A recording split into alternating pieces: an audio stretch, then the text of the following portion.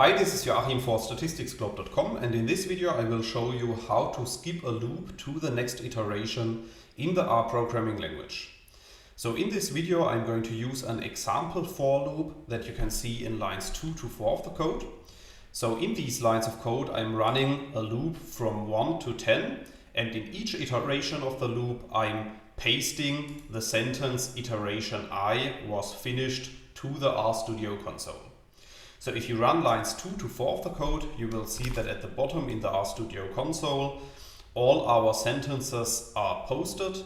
So the RStudio console is saying iteration 1 was finished, iteration 2 was finished, iteration 3 was finished, and so on.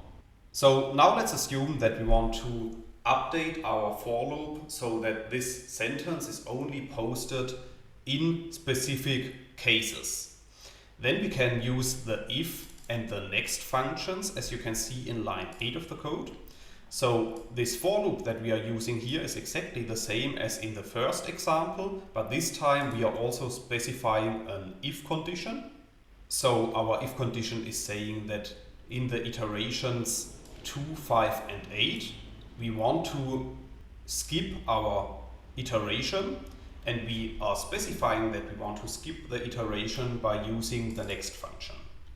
So if you run lines 6 to 11 of the code, you will see that another output is created in the RStudio console, and you can see that this time the sentence is only shown when the iteration number is unequal to these three values. So in this video I have shown you how to skip a loop to the next iteration in the R programming language. However, in case you want to learn more on this topic, you could check out my homepage, statisticsglobe.com, because on the homepage I have recently published a tutorial in which I'm explaining the R programming code of this video in some more detail, and I will put a link to this tutorial into the description of the video so you can check it out there.